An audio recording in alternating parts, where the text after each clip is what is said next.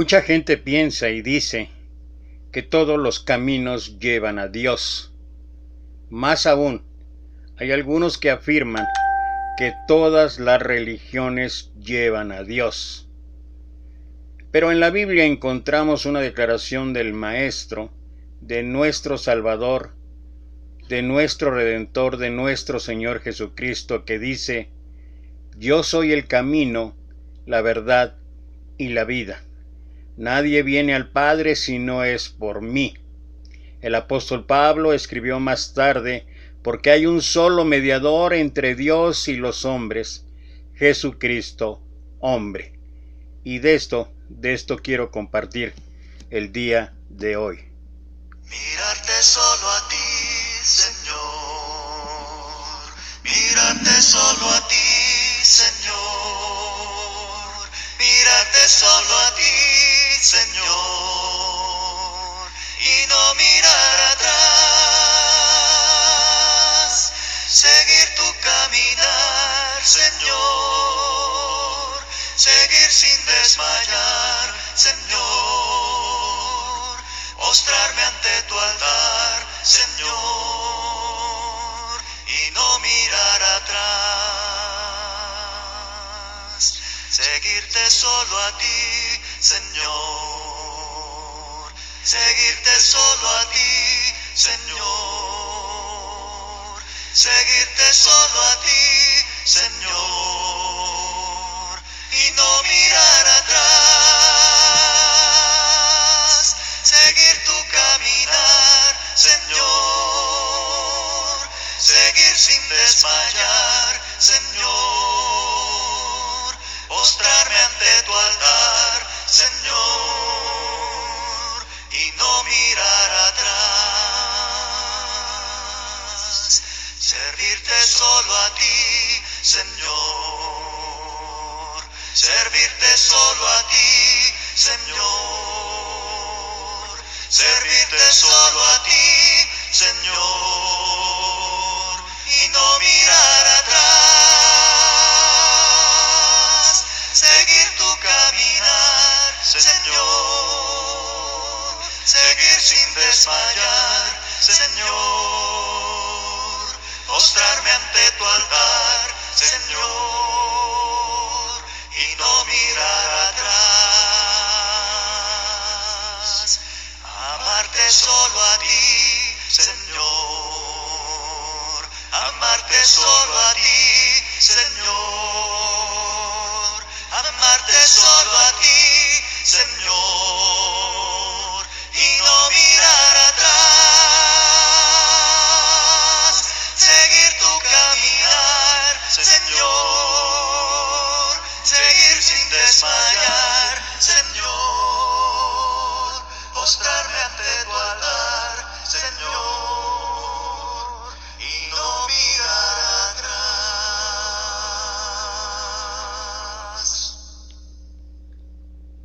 Voy a hacer énfasis nuevamente en lo que nuestro Señor Jesucristo habló allí en el Evangelio de Juan capítulo 14, versículo 6, donde Él afirmó: yo soy el camino, la verdad y la vida. Nadie viene al Padre si no es por mí.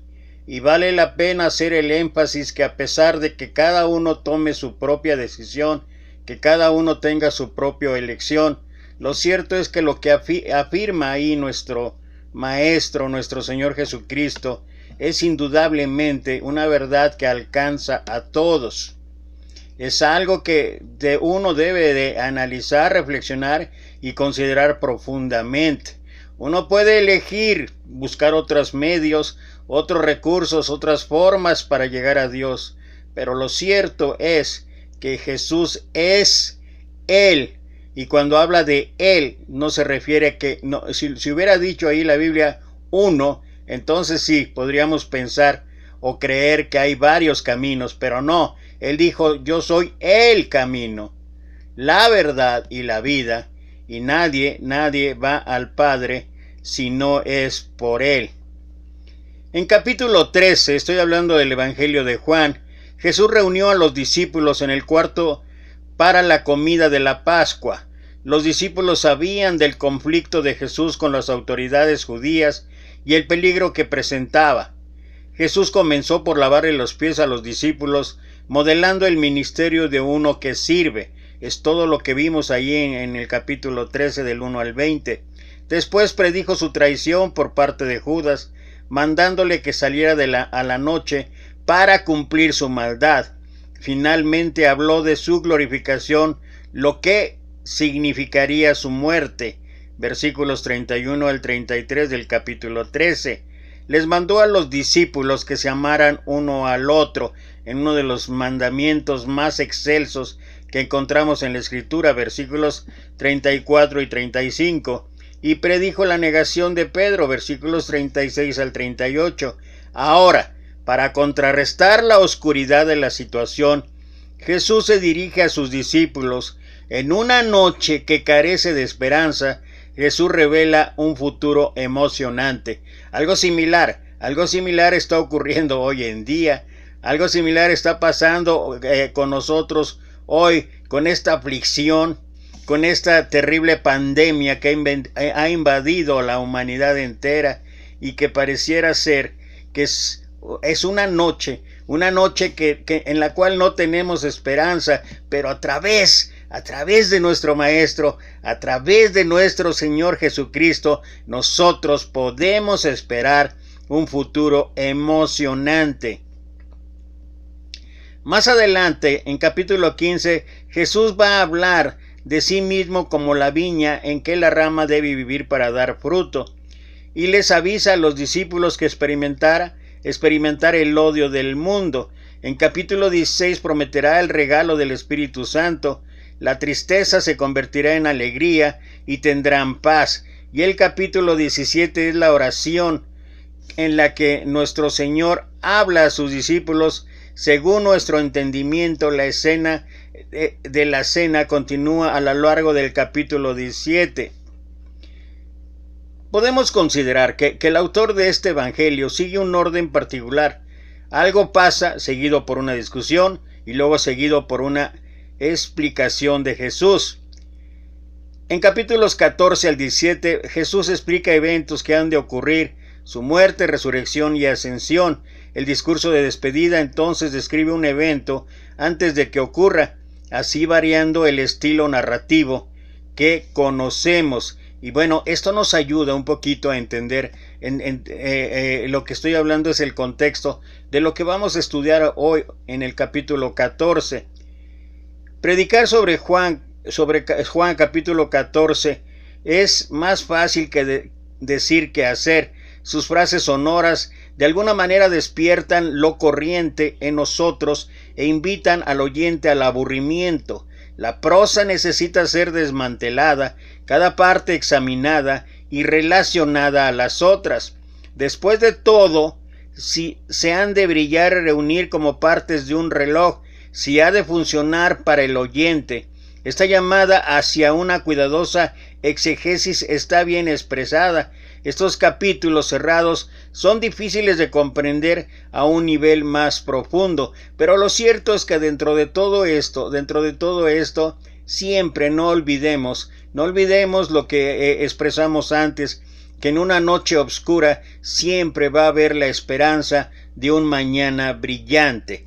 Comienza el capítulo 14 hablando y diciendo: no se turbe vuestro corazón, creéis en Dios, creed también en mí. Los discípulos tienen mucho que preocuparse. Jesús les ha hablado de la traición y la muerte, y él mismo se ha sentido conmovido en el espíritu. Judas está aún ahora en medio de la traición. Los discípulos pueden imaginarse el peligro que se esconde en las sombras, no solo para Jesús, sino también como una amenaza latente ya para ellos. Jesús ha dicho: aún un poco estoy con vosotros, donde yo voy vosotros no podéis venir. Para los discípulos que han dejado todo para seguir a Jesús, debe ser terriblemente desorientado oír a Jesús decir que los deja. Crean en Dios, crean también en mí. Aunque está confrontando la muerte, Jesús no se enfoca en sus propios problemas, sino que es una forma o una manera de consolar a sus discípulos. Su consejo en un momento de desastre inminente es la fe. Si creen en Dios, crean también en mí. Gramáticamente, estos dos verbos se pueden entender en el indicativo o en el imperativo, haciendo posible traducir las palabras de maestro de 4 formas. Primero, creer en Dios es un hecho. Crean también en mí es un mandato. Creen en Dios es un hecho. Crean en mí un hecho. Crean en Dios un mandato. Creen en mí un hecho. Crean en Dios un mandato. También crean en mí un mandato. La última de estas es lo más probable la intención de Jesús y es la manera en que lo traduce la Reina Valera. En nuestro mundo de emociones sensibles, es digno anotar que Jesús reconoce el temor de los discípulos, algo que también debe existir en nosotros, pero no lo apoya. En vez de enfocarse en su temor, les llama a la fe. En vez de enfocarnos en el temor, en el miedo, en situaciones que a veces son inentendibles, en este tiempo que estamos atravesando de pandemia, deberíamos mejor enfocarnos en la fe que Dios está en el control de todo. Jesús llama a los discípulos a creer, no a causa de la situación, sino a pesar de ella, para asegurarles de las cosas que esperan, para convencerlas de cosas no vistas.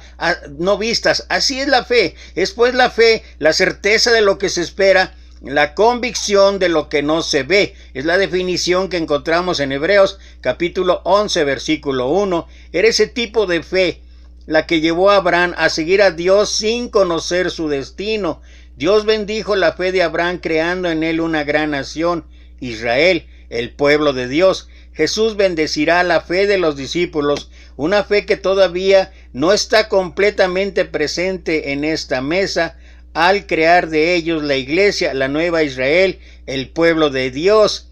Jesús llama a los discípulos a creer no solo en Dios, pero también en Él. Aún es razonable pedir de los discípulos fe y confianza en Dios, pero el mandato, crean en mí, puede significar una asociación peligrosa con un hombre condenado. Hay que recordar dentro del contexto la situación que está viviendo nuestro Señor. Puede que sea más de lo que están dispuestos a dar. La hora llegará cuando los discípulos crean, pero ahora todavía luchan con creer. Es digno notar que el consejo de Jesús funciona. Cuando amigos nos dicen que no nos preocupemos, nos preocupamos de todos modos. Sin embargo, cuando seguimos el consejo de Jesús y creemos en Dios y en Él, nuestra preocupación pierde en poder. Si además los que aman a Dios, todas las cosas les ayudan a bien, esto es, aquellos que conforme a su propósito son llamados, lo que establece Pablo en Romanos capítulo 8, versículo 28, ¿qué hay que temer? Si Dios está a nuestro favor, ¿qué importa quién está en nuestra contra? Es lo que se expresa el versículo 31 de Romanos 8. Este tipo de triunfo es el que derrota al temor. Y luego va a empezar hablando en el versículo 2 nuestro maestro, en la casa de mi padre, del griego oikia, muchas moradas, griego manaí hay. La frase en la casa de mi padre es más personal y más abierta que la palabra cielo. La persona que tiene una relación cariñosa con su padre disfruta de privilegios en la casa del padre que normalmente se negarían a los demás. El hogar de Jesús está en la casa del Padre y promete también que será nuestro hogar. Hay quien advierte que no debemos tomar la casa de mi Padre como palabras sinónimas con cielo. En vez, la referencia a la casa del Padre debe ser comprendida primero en el contexto del hogar mutuo de Dios y Jesús, un tipo de residencia que ha sido mencionada repetidamente, empezando en los primeros versículos del Evangelio. A lo largo del Evangelio, lugar ha sido consistentemente un símbolo para. Al proceder por esta exegesis, veremos qué relación es un tema que continúa. Hay muchos lugares para residir. Manaí. El latín Vulgate tradujo Manaí como mansiones, y la Biblia del Rey Santiago hizo lo mismo. En la casa de mi padre hay muchas mansiones. Ese lenguaje es familiar para cristianos más adultos, pero lugares para residir es mejor traducción. El caso no es el lujo de cada apartamento, sino el hecho de que la amplia provisión de viviendas provee más que suficiente espacio para que cada uno de los discípulos de Jesús se reúna con él en la casa de su Padre, y esa es una de las esperanzas que jamás podemos perder. La frase lugares para residir, Manaí, también tiene que ver con relaciones. El griego Manaí es el sustantivo del verbo menó, generalmente traducido como permanecer o permanentemente. En ese evangelio Jesús usa menó para describir relaciones fuertes. Ni tenéis su palabra permanente, menonta, en vosotros, porque el que me envió a vosotros no creéis. Juan 5:38. El que come mi carne y bebe mi sangre, en mí permanecerá, meneí, y yo en él. Capítulo 6, versículo 56. Estad, meinate, en mí y yo en vosotros, como el pámpano no puede llevar fruto de sí mismo si no estuviere, mené, en la vid, así ni vosotros si no estuvieres, meneí, en mí. Capítulo 15, versículo 4, y también referencia de los versículos 5 al 10.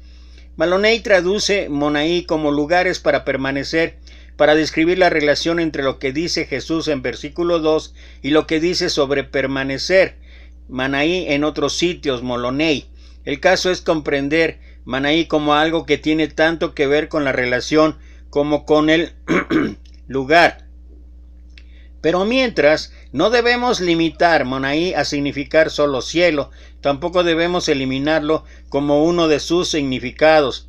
El lenguaje pintoresco de 14:2-3 habla de un lugar sin ambigüedad, un lugar, la casa de mi padre, muchas moradas. Que lo distingue a tal lugar es la seguridad de una presencia divina, donde yo estoy, vosotros también estéis. Esto es lo que afirmó el Maestro a sus discípulos, y es lo que afirma para todos y cada uno de nosotros que queremos creer en esta esperanza. Jesús retrata una casa grande con muchas viviendas subsidiarias, como es representado bajo la figura de la ciudad del Dios viviente, la Jerusalén celestial, en Hebreos capítulo 12, versículo 22, un símbolo muy elaborado en la visión apocalíptica de la ciudad de Dios, allá en capítulo de Apocalipsis 21:9 y hasta el 22:5. La frase significa que hay espacio de sobra para todos los que son redimidos en el cielo, y este es un hecho que debe alcanzarnos a todos nosotros. Hay lugar de sobra, hay lugar suficiente para todos aquellos que tomen la decisión correcta, y esto es decisión individual, es decisión de cada quien. Si uno quiere estar allá en ese lugar, allá en el cielo con Jesús, pues nos tenemos que limitar a escuchar, a obedecer en verdad lo que dice Dios. Quienes no quieren hacerlo de ese modo, pueden tomar su elección que ellos decidan. Lo cierto es, escuchaba yo dentro de todo lo que ya he mencionado, que oigo cada día, una reflexión de ahí de Romanos, el capítulo 9, todo el capítulo 9 realmente. Pero me llama mucho la atención lo que hablan los versículos 18, 19, 20, más o menos por ahí, cuando el apóstol Pablo indica y hace como un reclamo y dice: ¿quién eres tú, hombre, para que alterques con Dios, o para que discutas con Dios, o para que cuestiones con Dios? Y luego dice: ¿Acaso el barro le dirá al alfarero, ¿por qué me has hecho así? Y es una buena figura ilustrativa de lo que Dios, de la relación, de la situación que ocupa Dios y que ocupamos nosotros. Dios es perfecto, Dios es soberano, Dios es, cualidades, ya hemos hablado de esto. Ayer lo reiteramos al principio del mensaje. Todas y cada una de las situaciones que tienen que ver con Dios. Y es de cada ser humano. Si nosotros queremos ponernos a pelear con Dios, bueno, pues es la decisión personal. Juan capítulo 14, 2b al 3 dice, vendré otra vez y os tomaré a mí. De otra manera os lo hubiera dicho, voy pues a preparar lugar para vosotros. Y si me fuere y os apartare el lugar, vendré otra vez y os tomaré a mí mismo, para que donde yo estoy, vosotros también estéis. Jesús no abandona a sus discípulos. Su muerte inminente es parte del plan de Dios, pero no es el acto final. Jesús volverá a reunir a sus discípulos, pero primero preparará un lugar para ellos. ¡Qué privilegio que el Hijo prepare nuestro lugar en la casa del Padre! Cuando viene un huésped, intentamos poner las cosas bonitas, limpiamos la casa, sacamos nuestra mejor vajilla y preparamos las mejores recetas. Imagina que Jesús prepara un lugar para nosotros en la casa del Padre. Lo hace con la alegría y la esperanza de que iremos ahí. No debemos fallarle al Padre dejándole por la eternidad con ese cuarto diseñado para nosotros, todavía vacío. Dios quiere que toda su familia se reúna sin que uno falte. Y en verdad,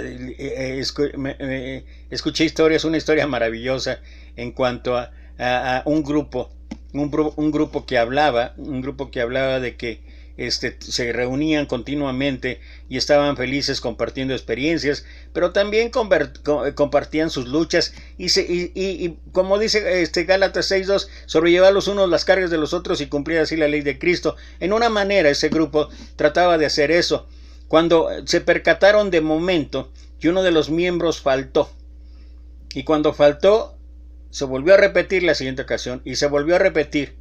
Y entonces otro de los miembros se decidió ir a visitarlo. Cuando llegó, aquel hombre estaba sentado frente a la chimenea. Había una gran pila de carbones ahí ardiendo. El visitante llegó, se sentó a su lado, no dijo una sola palabra, tampoco el anfitrión dijo nada. Solamente observaban el fuego. De momento, con unas tenazas, la visita agarró uno de los carbones que estaba al rojo vivo, pero lo apartó.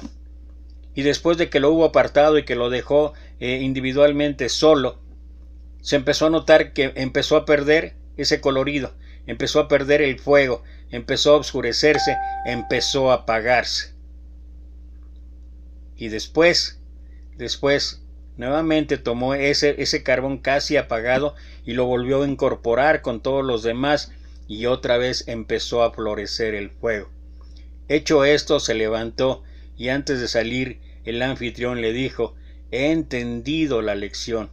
Gracias por visitarme. Pronto estaré de regreso en el grupo. Y esa es la forma en que nos ayudamos unos a otros. Y esa es una forma o una manera en que Jesús está explicando: voy a hacer lugar para ustedes. Voy a preparar lugar.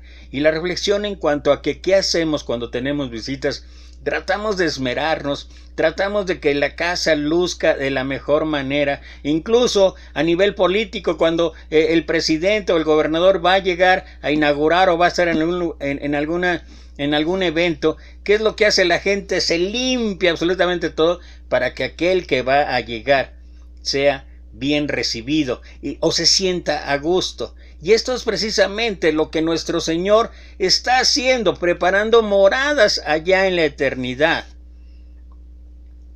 Han habido varias interpretaciones de estos versículos, que la promesa que hizo Jesús de regresar se cumplió con sus apariciones después de su resurrección, o que Jesús vendrá a nosotros en el momento de la muerte. En un sentido, ambas de estas son verdad, pero el significado más profundo es de una manera escatológico.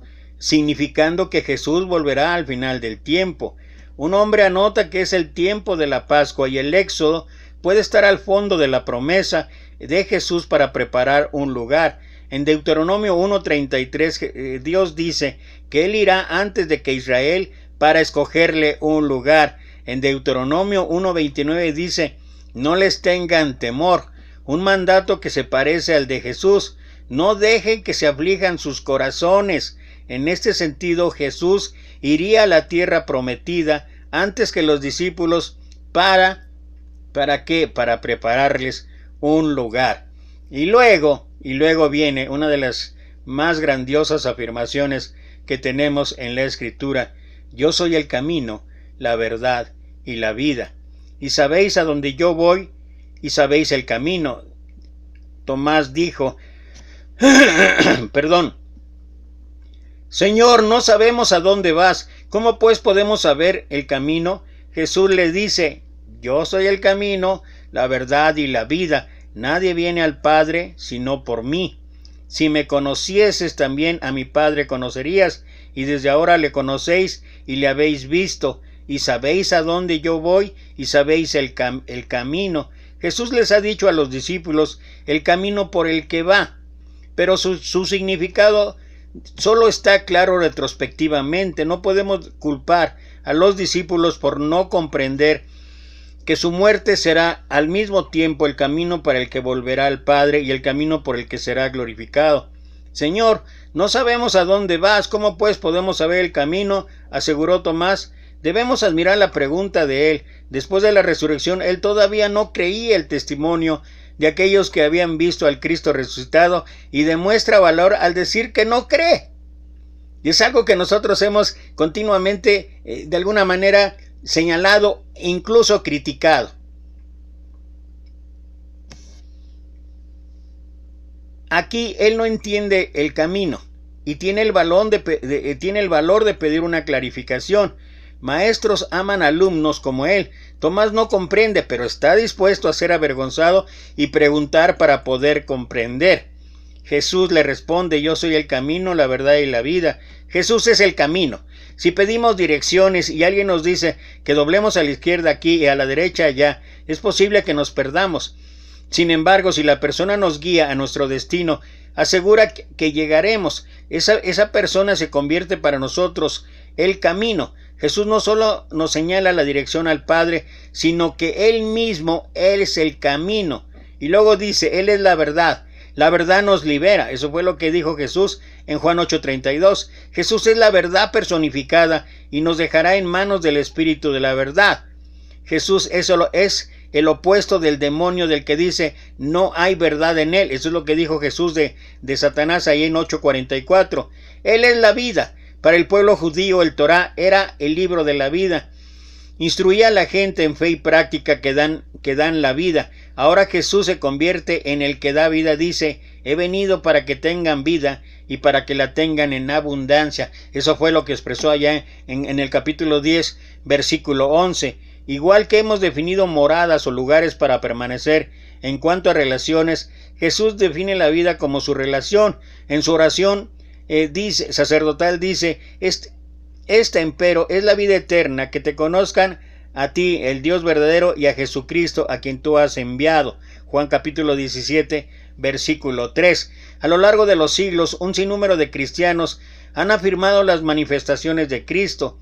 Cuando hemos seguido a Cristo, ha demostrado ser verdadero. Nos salvó de nuestras adicciones, de nuestras falsas esperanzas y de nuestros terribles pecados. Nos amaba cuando aún éramos pecadores. Es lo que Pablo escribió en Romanos capítulo 5, versículo 8. Mas Dios muestra su amor para con nosotros en que, siendo aún pecadores, Cristo murió por nosotros, y además nos proporciona un camino por el que regresar al Padre. Nadie viene al Padre sino por mí. Muchos cristianos se ofenden por la exclusividad de esta manifestación. Sabios nos ofrecen algunas reflexiones.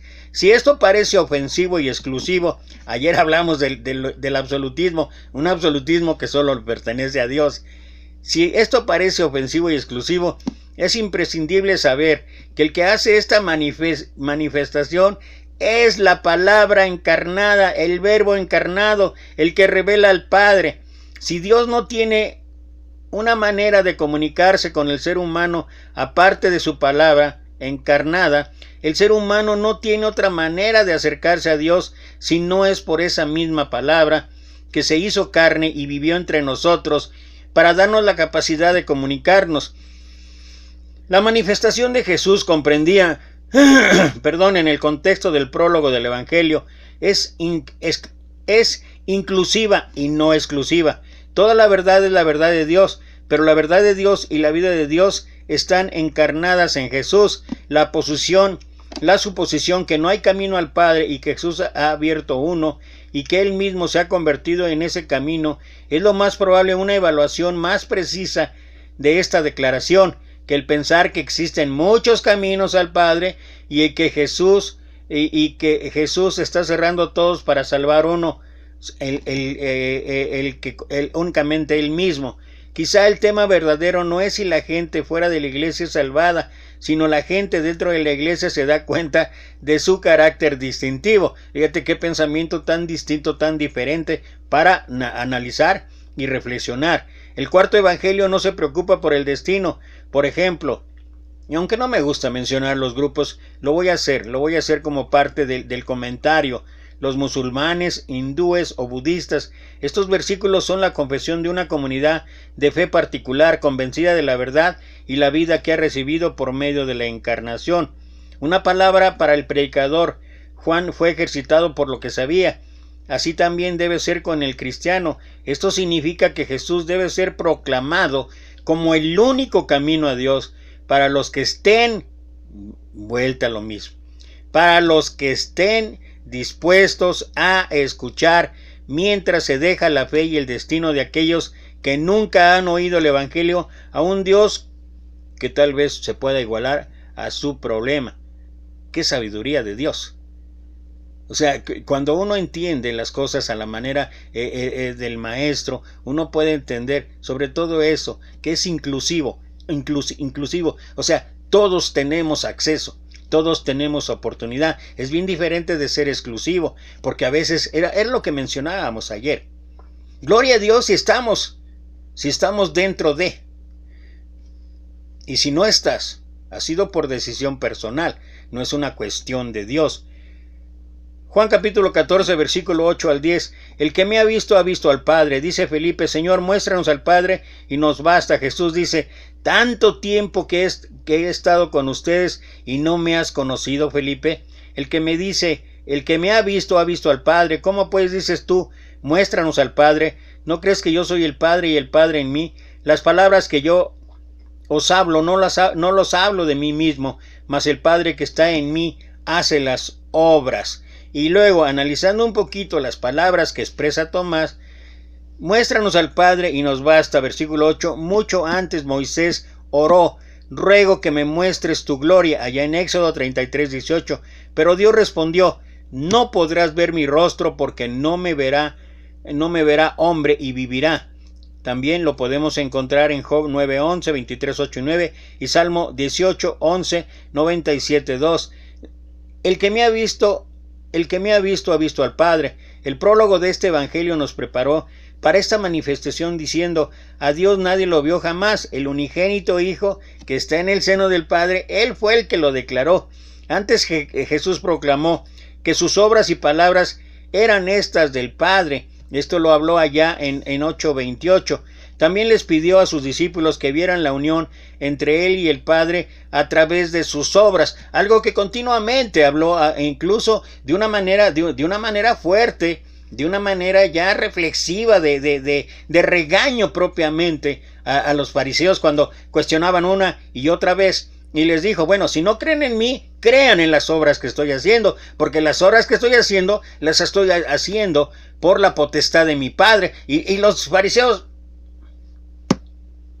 los famosos fariseos, escribas, los famosos sabios en la ley, los que argumentaban conocer y saber todo, y no creían. Ahora declara el asunto aún más claramente, el que me ha visto al Padre. ¿No crees que yo soy el Padre y el Padre en mí? Anote de nuevo el énfasis en relación. La unión de Jesús con el Padre tiene raíces en el entendimiento judío que el emisario lleva la identidad y habla con la autoridad del que le manda. Eso solo funciona si el emisario tiene una fuerte relación con el que le manda, comprende la mente y el corazón del que le manda y es fiel al comprender la voluntad del que le manda. Creed que yo soy en el Padre, versículos 11 al 14, y el Padre en mí. De otra manera, creedme con las mismas obras. De cierto os digo, que el que en mí cree las obras que yo hago, también él las hará, y mayores que éstas hará, porque yo voy al Padre. Y todo lo que pidieres al Padre en mi nombre, esto haré, para que el Padre sea glorificado en el Hijo. Si algo pidieres en mi nombre, yo lo haré. La Iglesia le pide a la gente que crea un montón de doctrinas, pero en el corazón de la fe cristiana está creer en una persona. Empezamos la vida de fe al creer en Jesús, que Jesús es el que está con el Padre, que Jesús está en el Padre y el Padre en Jesús, que Jesús es el Hijo de Dios. Si creemos esto, el resto de la doctrina cristiana se une fácilmente. Si no creemos esto, el cristianismo no tiene ningún sentido, y es lo que comentábamos en otros mensajes, en que a veces parece ser que primero tenemos que aprender la sana doctrina y después aprender a tener una relación personal con Dios. Por eso, entre otras cosas, el apóstol Pablo escribió en segunda carta de Corintios capítulo 3, a la verdad la letra mata, pero el espíritu vivifica. Y ese es el riesgo que corremos a veces cuando nos empeñamos en tanto conocimiento, o a veces ponemos delante de Dios o antes que Dios el conocimiento, y las cosas no son así. Gálatas capítulo 2 versículo 20 dice: con Cristo estoy juntamente crucificado, y ya no vivo yo, mas Cristo vive en mí, y lo que ahora lo vivo en la carne, lo vivo en la fe del Hijo de Dios, el cual me amó y se entregó a sí mismo por mí. Si nosotros hiciésemos realidad ese versículo en nuestra vida, ten la seguridad de que todo lo demás de doctrina fácilmente sería entendido. Jesús hace dos grandes promesas aquí. Primero, el que en mí cree las obras que yo hago, también él las hará, y mayores que esta. Dada la magnitud de las señales que Jesús ha demostrado, esta promesa es asombrosa. Sin embargo, es fácil de comprender cuando consideramos que el ministerio terrenal de Jesús fue limitado a unos pocos años en un lugar muy pequeño. Sus discípulos irán por todo el mundo con el poder del Espíritu, lo harán por muchos siglos, por lo menos, no podemos establecer cuántos milenios. El cumplimiento de esta promesa comenzará con la Pascua, cuando Pedro y los discípulos bautizarán a 3,000 personas allá en la fiesta de Pentecostés, según lo que narra Hechos 2:41. Segundo, Jesús promete: si algo pidieres en mi nombre, yo lo haré. Esto nos hace preguntar lo que significa pedir en el nombre de Jesús. Para mucha gente simplemente significa pedir lo que quiera en el nombre de Jesús, amén. Una fórmula para terminar una oración, esperando que garantice la complicidad de Jesús con sus deseos. Y bueno, habría que darse una vuelta allá en el libro de Santiago capítulo 4 y ver, porque a veces o muchas de las ocasiones nuestras oraciones parece ser que no son contestadas, entre otras cosas. ¿Por qué? Porque pedís mal, porque pedís para vuestros deleites, y simplemente con que digamos en el nombre de Jesús, ya pensamos que se va a realizar. La situación no es así, precisamente. La situación no debe ser establecida de esa manera. Creo que siempre tenemos que hablar, tenemos que orar al Padre diciendo que se haga su voluntad. Eso fue el ejemplo ahí en el Padre Nuestro. Esto fue lo que el Maestro enseñó, y en otras partes del Nuevo Testamento es lo que habla y lo que dice, ¿no? Sí, la oración tiene un gran poder, la fe es fundamental, pero sobre todas las cosas hay que recordar siempre que es primero la voluntad de Dios, y que la voluntad de Dios tiene que ver con que Él sí sabe a ciencia cierta, no lo que queremos. Bueno, la diferencia, no lo que queremos, sino Él sabe lo que necesitamos, y en ese sentido Él va a contestar la oración. Eso se aleja mucho de la intención de Jesús. De nuevo el énfasis está en relación, como el emisario que habla con la autoridad del que le manda. Entonces, y ya para casi terminar, el orar en el nombre de Jesús solo funciona cuando desarrollamos una fuerte relación con Él, cuando le comprendemos y nos dejamos a su voluntad. Oraciones que piden venganza, riqueza, poder u otros motivos egoístas e insignificantes no están incluidas en la promesa de Jesús. Y quiero prácticamente para terminar, ya no me quiero ahora sí extender demasiado, quiero solamente para terminar, Jesús es el camino, Jesús es la verdad, Jesús es la vida. Y cada uno de nosotros puede tener acceso a Él. Y cada uno de nosotros tiene la oportunidad de creer en Él. Y cada uno de nosotros puede tener la oportunidad de decidir creer en Él. Más adelante veremos uno de los pasajes, todavía nos faltan varios, pero cuando Pilato expresó, ¿qué haré pues con Jesús llamado el Cristo? Él tenía la oportunidad de recibirlo o rechazarlo, de liberarlo o crucificarlo. Él tenía la oportunidad de seguirlo o no seguirlo. Y la decisión que tomó, que la veremos ya en profundidad, a lavarse las manos, pensando que con eso se libraba del problema, no, porque lavarse las manos también fue una decisión. Y al igual que eso, nosotros podemos en un momento dado de nuestra vida estar actuando de la misma manera. Me lavo las manos. O de otra manera, no estoy haciendo lo que el Señor habla y dice. Si yo he tomado la decisión de seguir a Jesús, si yo he tomado la decisión de seguir el camino, la verdad y la vida que conduce al Padre, entonces, si alguno quiere venir en pos de mí, niéguese a sí mismo, tome su cruz cada día y sígame. Ojalá que podamos entender esto. Es la oportunidad, pero es tu decisión, mi decisión, nuestra decisión. Gracias otra vez, adelanté nuevamente el compartir. Tengo citas con el médico, estoy tratando de que en el Seguro Social me puedan atender el especialista de los ojos, porque de manera particular me resulta demasiado costoso y pues no tengo recursos. Entonces, entre otras cosas, si puedes orar para que Dios toque los corazones ahí de las autoridades médicas en el Seguro Social, que es la plataforma que tenemos acá en México, si están oyendo en otro lado, la plataforma médica que tenemos aquí en México, para que nos puedan dar el servicio médico de una manera gratuita. Pues te voy a agradecer tus oraciones. Por eso es que tal vez incluso mañana también otra vez esté predicando, porque tengo varias consultas y bueno, estoy en eso. Mientras tanto, te agradezco. Recuerda Experiencias Cristianas por Facebook, y mientras tanto, como siempre, aparte de pedirte que te cuides y nos cuidemos unos a otros, te mando 1,000,000 de bendiciones.